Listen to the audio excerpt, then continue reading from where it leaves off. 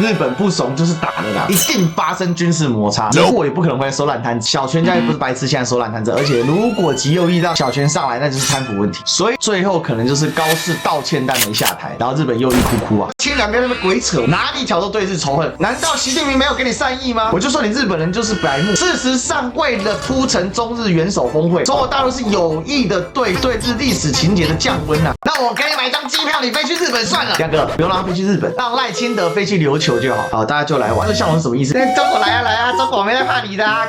公子老虎啊，来。好。Ladies and gentlemen, welcome the host.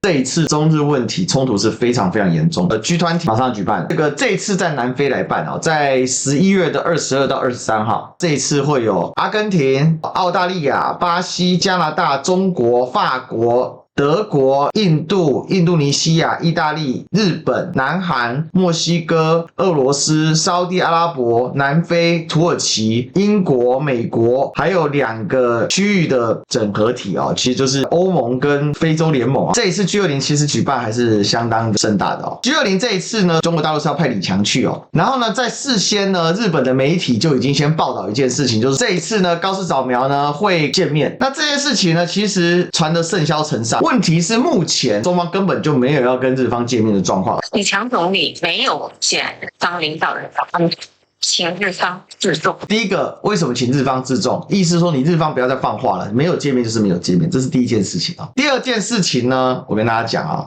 更好笑的来了，因为日方呢迟迟不愿意就是做出新的一些让步，中日关系恶化，中国暂停进口日本水产品。因为原本呢，这2023年的8月，当时中国大陆政府呢就以日本东京电力福岛第一核电厂处理核废水排海为由啊，全面停止日本水产品进口。就当时的福岛核污水要排到入海嘛哈，但是呢，在11月7号的时候啊，当时中日关系逐步在改善嘛，主要就是中日元首峰会啊。其实要解禁松绑日本的水产品这件事情呢，一直是中日在谈判的一个重点啊。那大家也知道，今年上半年的时候，一个很重要的就是中日韩的农业部长定期会，其实作为中日韩 FTA 的组成的一部分呢，他们就进行了谈判，所以当时就认为说，应该这个推进是有一些效果的。果不其然，后来就针对福岛的这个水产品，事实上就放开。那大家了解，这个放开它是有强烈的一个讯号弹意义的，也就是说，中方是认真的。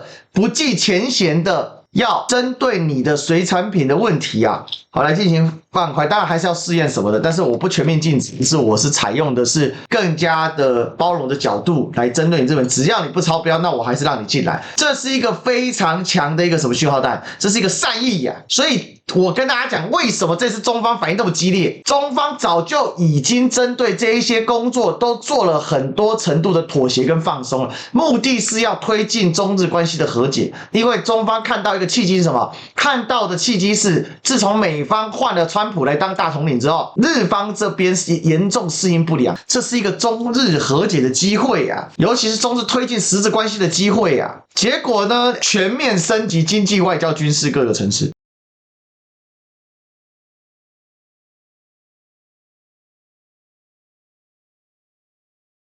现在最大的关键是，中方其实在跟高市见面之前，包括跟高市见面之后，中方是给予日方很大的善意，并不是像人家讲的什么中国挑动对日仇恨。结果呢，老共给了那么大的诚意，甚至用自己的威望去降低民间对日的反感。结果你日本拿出来是什么东西？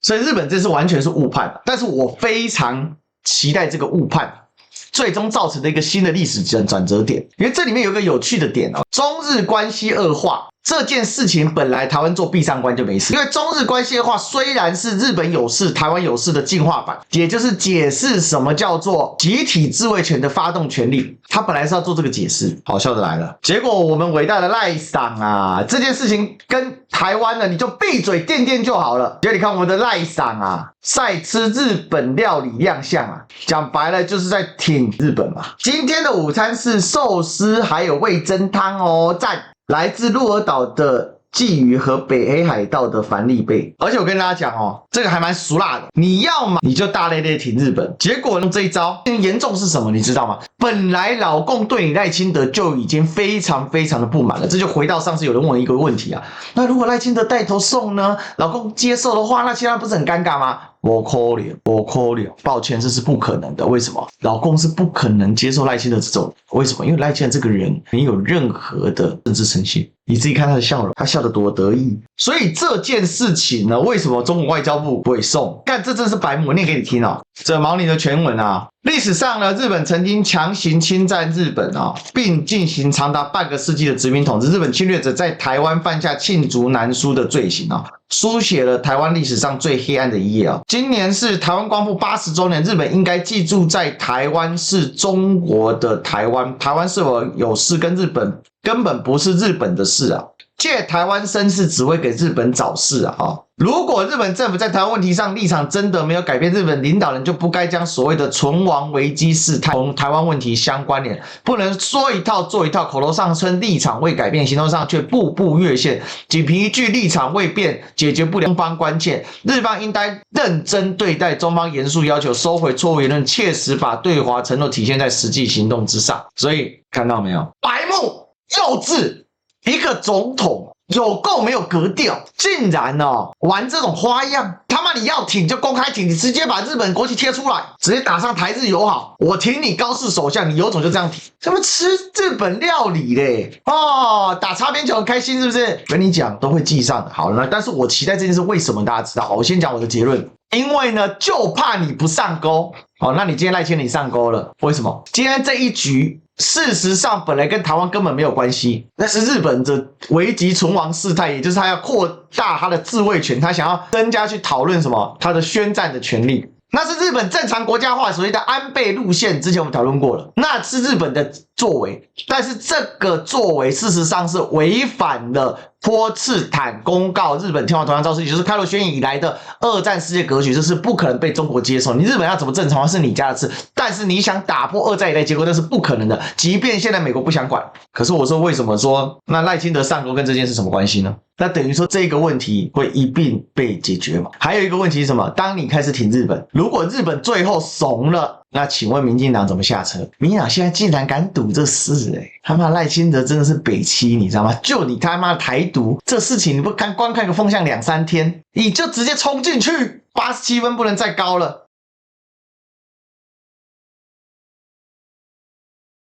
赖清德单纯在国际地缘政治上就是白痴，真的，他完全听不进那些专家的评判。就是现阶段全球的地缘政治的实力是什么？我跟大家讲，赖清德相信的智库就是访问郑丽文那个德国资深记者的水准，对国际地缘政治毫无实际理解力，完全满意识形态遮掩的那一种状态，就是赖清德现在相信的国际地缘政治的样态。所以呢，这一次这坑掉进去，我就等着看。日本如果怂了，那这一次赖清德非常非常难看，而且呢，可能共军会有进一步的动作，借这个事。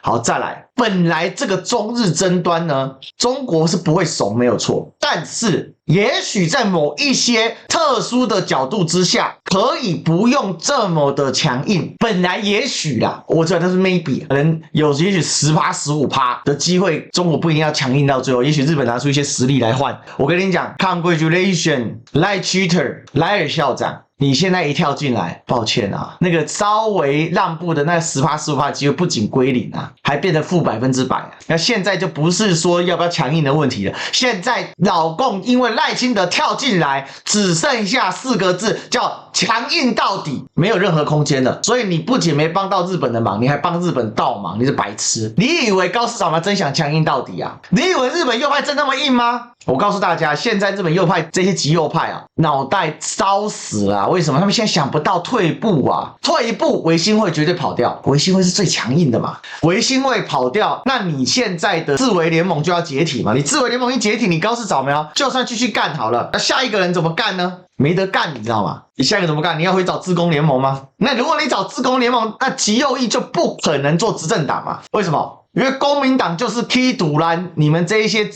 极右翼麻生这下贪腐到爆炸，知道吗？这个叫什么？日本想下车啊！结果呢，我们的赖清德莱尔校长啊，那白痴啊，你知道吗？他不仅在日本想下车，他端着一盘寿司就冲上车了，顺便把车门关起来看，再把他看死。他说：“哥哥，我挺你啊，哥哥！你看我寿司都拿上来了，伪不伪哉？我就说他妈赖清德他妈超屌，他真把日本大哥给害死。他现在自己的洋洋得意，对不对？对不对？然后继续在那边跳，来啊来啊来啊，怎么样怎么样啊？来啊，中国来啊来啊来啊！你就等着看好了。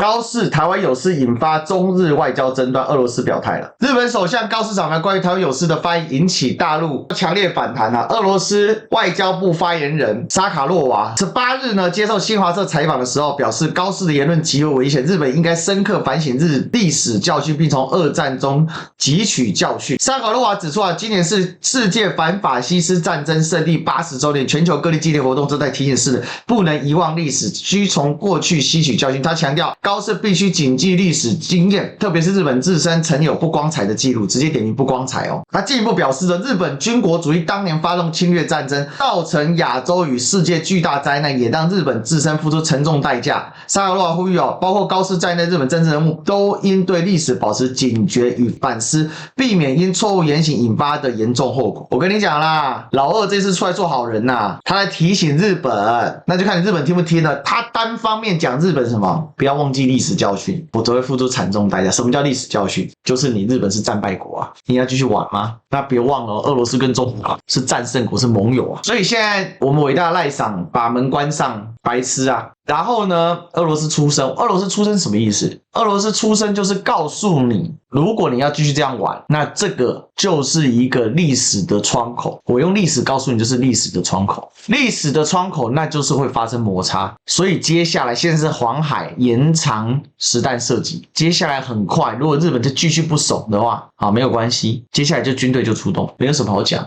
这个讯息啊，除了解放军自己放出来之外，我跟你说，解放军的动态啊，俄罗斯是世界上最快知道的。中俄两国实现互免签证，符合两国人民共同利益，将于近期来生效。这是由普丁总统亲自表示，对俄罗斯免签书将于近期失效。外交部发言人毛宁呢，也在例行记者会上表示，中方高度重视中俄人员来往便利化，中俄两国最大邻国，两国人民互签免签，相互免签是进一步加强人文交流，符合两国人民的共同利益。俄罗斯历史上是极少给外国免签的。为什么？因为俄罗斯有非常非常强的地缘恐惧，就是安全恐惧感，所以俄国是基本不愿意开放免签，尤其对中国，他是不愿意开放免签，因为俄罗斯一直认为说他的远东地区是从中国抢来的，中国人口如果大量的在东北进出来往的话，对俄罗斯过去控制远东，他们是有强烈的惧怕感，所以当年俄罗斯拿到东北之后，发动了好几次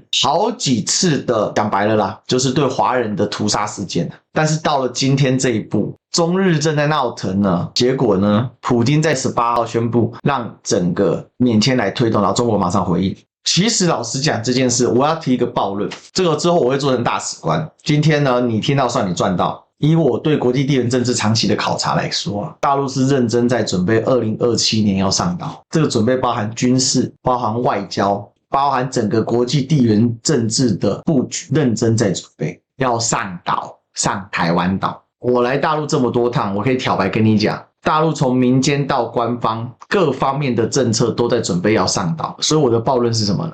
原本中国强力推进中日韩 FTA 也在为这个地缘做准备，也就是在上岛的时候，大陆这是两手啊，它基本上把它的周边邻国全部都搞定了，包含什么北部边界的俄罗斯，你自己看哦，朝鲜93阅兵，金正恩去了，俄罗斯现在直接给你开放免签，中国跟蒙古最近关系拉得很快，中俄蒙三方草原联训，这个做好几回了。正在快速的拉近跟蒙古的关系，但蒙古不是很重要了，还好。中国中亚永久睦邻条约跟阿富汗塔利班进行非官方的非正式的接触。蒙古最近跟中国之间有很多新的合作。新疆这里有没有看到哈萨克斯坦、吉尔吉斯坦、塔吉克斯坦，中亚5国。中国中亚永久睦邻条约，中国中亚峰会，再来巴基斯坦，那这巴铁都不用讲了。印度中印航线重启啊，不丹正在处理边界问题，但是因为不丹是印度的附属国，这个比较难处理。中缅本来关系就不错，对不对？之前还一起把白家给抓回来了。中泰泰王都来了，你还是说什么？中老铁路，辽国就老挝。中越关系最近也大幅拉近。中越铁路之间已经在洽谈这些修建状况，那更别说什么马来西亚安华才来过，新加坡，那别说了，新加坡太明显了。请问这一圈啊，还有什么问题没解决啊？还有什么把欧盟的风向给拉住？所以为什么西班牙国王来到了北京来访问，就是要用西班牙来杠杆欧盟啊，就这么简单啊。匈牙利跟西班牙就是中国插在欧盟的2个重要的一个杠杆嘛。那非洲不用讲了，非洲本来跟中国的关系就非常非常 close， 所以其实他已经在想办法处理各方的问题，包含现在的中国跟巴西关系非常的好，甚至中国的航空还去采购了巴西航空公司的飞机，因为大家知道巴西航空工业是很发达的，菲律宾就是个戏子啊，不用理他，菲律宾没有实力，而且自从黄岩岛自然保护区设立之后，菲律宾直接安静了嘛，现在菲律宾内部贪腐问题非常严重嘛，所以现在菲律宾现在一团乱，不用理菲律宾，而且菲律宾没有能力，越南现在这个新的这个苏林大将啊，相对非常有华。所以剩下日本跟台湾问题嘛，讲白就这样嘛，韩国也算半个问题，但韩国跟中国不是死对头嘛，主要是党派的问题嘛，保守派下去了，进步派上来了，那这个事情就解决了嘛。再加李在明这个人手段非常非常的高明，所以没什么问题啊。所以我的暴论其实很简单啊，日本是撞在中国大陆2027年准备上岛的枪口上，敬酒给你，拉拢你，甚至有点讨好你，连水产品都给你谈了，结果你高市长这个白痴白目，你他妈撞在枪口上，更扯淡的是他妈赖傻还加了进来乱，那这下总加速师是谁啊？那就是赖傻了，不是吗？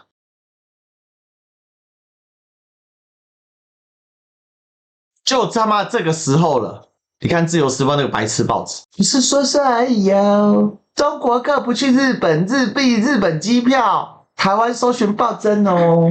你看有没有智障啊？这个时候还在嗨呀！而且我跟你讲哦，连 BBC 都被民进党打脸，都被赖傻打脸。高市早苗言论，台湾卷日中日角力，为何力求低调？你看哦，你看台湾外交部发言人萧光伟强调，台湾从来不是问题，台湾是解答，台湾要跟国际社会合作，一起合作，维持区域和和平稳定。国立台湾政治学大圣大安倍晋三研究员主任理事会向 BBC 表示，目前民进党定调是他国事务最好不要随意发言，尤其台湾曾是日本殖民地，如果在今次风波积极发言，反而会挑起中国的民族主义，演化成更大危机。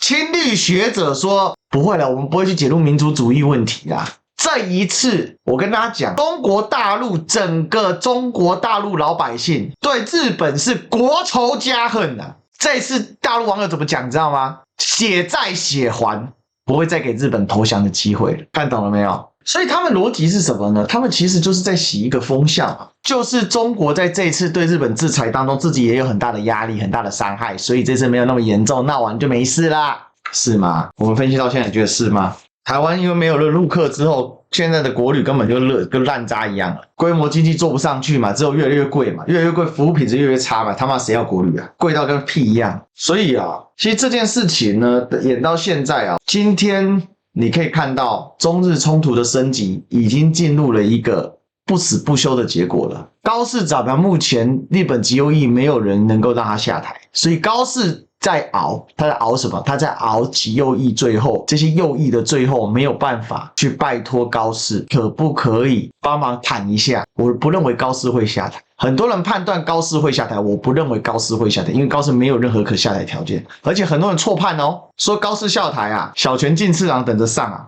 妈的这个烂摊子，高市下台并没有办法解决这个烂摊子啊。高市如果下台了，他是不会道歉的，都要下台道什么歉？他以后要选举吗？他傻逼吗？他如果为了极右翼的话语最后下台了，那结论是什么？结论是他够右嘛？他为了他的右派言论而下台嘛？他如果道歉再下台，他是傻逼。他只有2种可能，要么道歉不下台，要么不道歉下台。那如果最后不道歉下台，那基本上之后右翼是没办法牵制高市的，因为现在右翼没人，你知道吗？把高市换掉，换小泉上来，他们疯了吗？小泉上来就是要来抓什么？抓贪腐的啊！而且你要想嘛，这一群右翼的好不容易靠着高市回锅了，他妈他傻逼啊！反正右翼最后是这样啊，在面子跟实力面前，最后一定是牺牲面子换取实力，所以这次一定到最后搞到最后是高市呢收回言论，可能外相负责道歉、下台之类的，但是右翼不敢对高市怎么样。